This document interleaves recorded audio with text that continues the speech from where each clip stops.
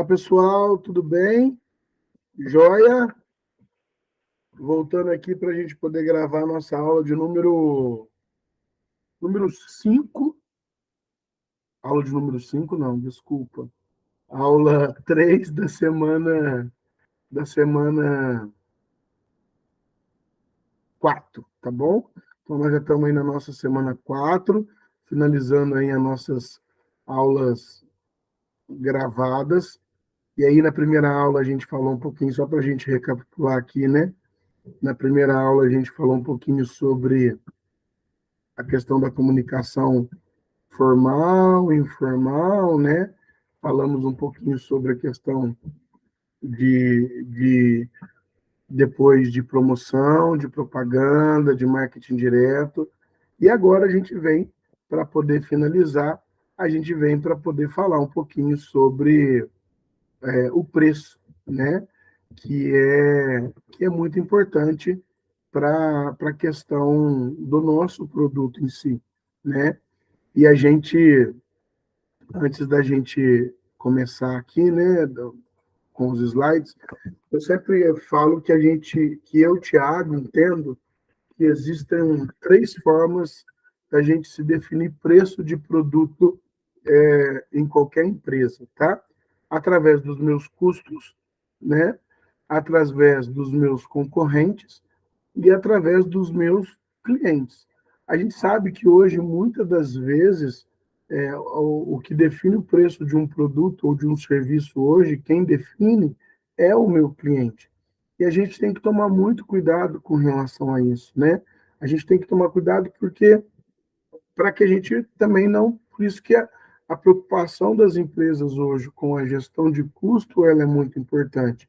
Então, quando a gente fala de preço de produto, dentro dos 4 P's de marketing, né?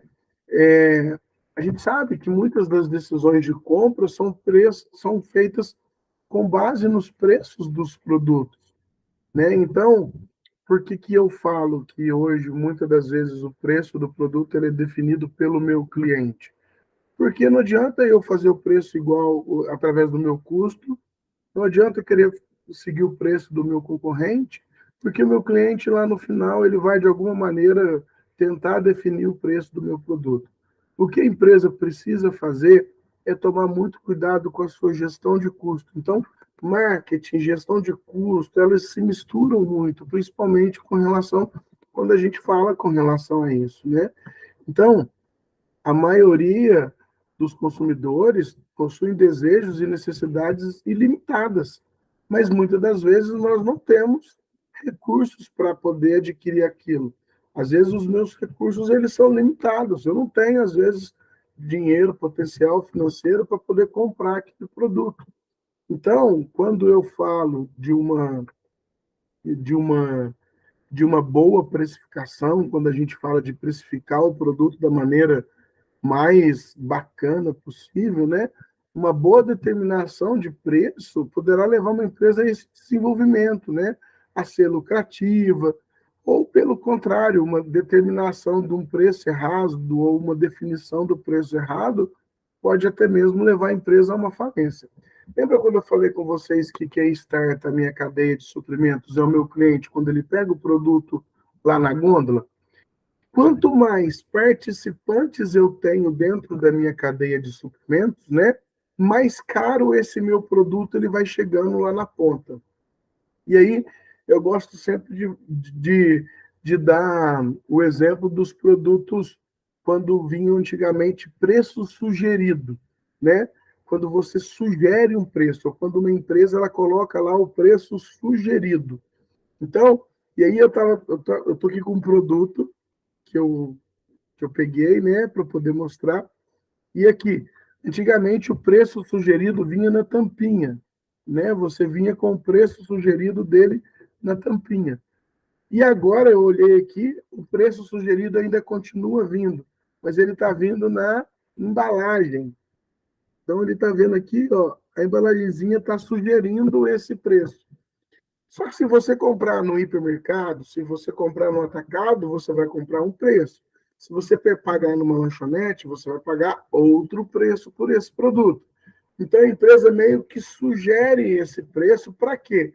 Para que você não fique fora do mercado, né? Então, essa precificação, quando ele coloca na própria embalagem do produto um preço sugerido, igual o preço sugerido que está aqui para esse produto, está falando de R$ 2,50, certo?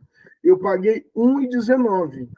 Então, na hora que eu fui comprar lá no atacado, que eu comprei numa quantidade um pouquinho maior.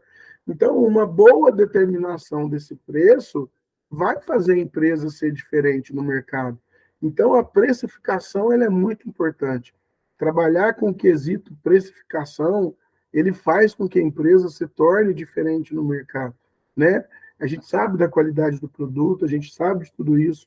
E uma outra coisa que eu sempre falo, né, com relação a produto, né? Quando a gente vai fazer uma cotação em grandes empresas, quando o setor de compras precisa comprar uma quantidade, a gente sabe que tem a questão da cotação, da negociação. A gente só não pode fazer da cotação um leilão, tá? Que aí você perde o sentido da palavra cotação, né? Mas isso a gente fala um pouquinho mais na nossa aula ao vivo. Preços eles estão sujeitos à lei da oferta e da procura, né? Quando os produtos são desejados e escassos, os preços tendem a subir, né? Para proporcionar um equilíbrio entre a produção e o consumo. Um exemplo aqui de oferta e de procura, ó, atrás de mim. Lá no início da pandemia, isso aqui era uma febre, né? Preço da bicicleta lá em cima, porque você não achava para poder comprar, as pessoas queriam fazer alguma atividade, as academias estavam fechadas, e a bicicleta era ao ar livre. Então, isso daqui, além de ser uma moda, sei lá, né? É uma atividade física bacana, mas tem também a questão de, naquela época lá atrás, a procura ser muito grande, e aí você tende ao preço a subir. Por isso que a gente tenta sempre chegar ali no ponto de equilíbrio. Então, a gente pode perceber que ocorre uma relação entre preço e quantidade. Então, quanto maior o preço, menos quantidade é ofertada para o meu cliente, né? Então, quando a gente, lá na disciplina de economia, por exemplo, vocês vão poder ver essa questão de demanda, de oferta um pouco melhor, tá? Há vários cenários relacionados aos preços. E aí vai depender muito do tipo de mercado em que a sua empresa está inserida. Se é um monopólio, se tem apenas uma empresa oferecendo aquele produto, você vai definir o preço do produto, né? As decisões de alteração do preço do petróleo, de derivados, cabe apenas à Petrobras. Então, é um monopólio, ela vai definir. É igual a energia elétrica. Na sua cidade ou no seu estado, a gente tem apenas uma companhia que fornece aquela energia para a gente. E a gente tem que consumir a energia daquela única empresa. Ah, Tiago, mas hoje tem a questão da energia fotovoltaica. Sim, mas você precisa da companhia para poder gerar sua energia, vender ou comprar, diminuir o custo, mas você ainda é de uma apenas, né?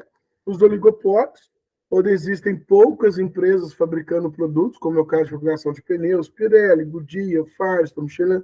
Hoje a gente já tem acesso um pouco maior a outros tipos de empresa em função do mercado importado, dos pneus importados, né? Mas muitos desses pneus importados são dessas próprias empresas mesmo. Às vezes a gente nem sabe, mas muitas dessas empresas que vendem pneus importados vêm dessas próprias empresas. O oligopsônio, é uma situação de um mercado em que a concorrência é imperfeita do lado da demanda, devido à presença de um número limitado de compradores. O monopsônio, que é o monopólio às avessas, ou seja, a concentração do poder de compra por apenas um em detrimento de seus fornecedores ou vendedores. Então, perpassa aí, em suma, como um mercado em que há vários vendedores e um só comprador que detém o monopólio dessa compra. A montadora pode ser um exemplo disso? Pode, só ela vai comprar. Tem várias montadoras, né? Mas para aquele produto, às vezes, específico, para aquele carro, só ele. A concorrência perfeita, neste mercado há muitas empresas e muitos compradores, com livre competição, né? E baixas aí barreira de entrada. E aí, nesse caso, o preço ele vai ser determinado pelo mercado aí. Então, se tem muitas empresas, muitos compradores, eu vou ser diferente aonde, gente? No serviço que eu presto, tá? O preço ele é importante? Sim, ele é importante, mas lembra, nós estamos dispostos a pagar um pouquinho mais caro por um produto na onde oferece um tipo de serviço diferenciado, tá? Olha lá que legal, a influência sobre o preço, ó. Não se engane, não copie o preço do concorrente. Há formas mais adequadas para gente definir isso. Você vai copiar o preço do seu concorrente? Gente, o seu concorrente ele tem custos, eles têm custos diferentes do seu. Ele não é a mesma coisa. Ele tem custo de produção diferente do seu, ele usa matéria-prima diferente da sua, ele usa qualidade de matéria-prima diferente da sua. Então, a gente não copia o preço do concorrente, né? Então, a gente tem aí algumas importantes, né?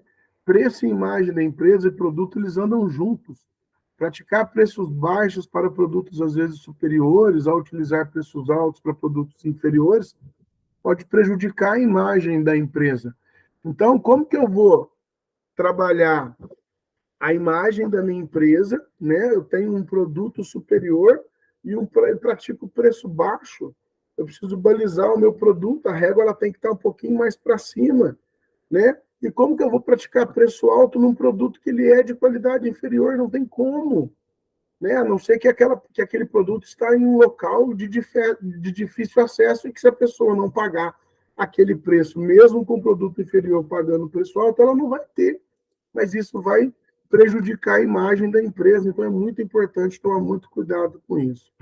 E aí algumas estratégias de preço, né? Preço de penetração, utilizada nos casos onde os produtos não são inovadores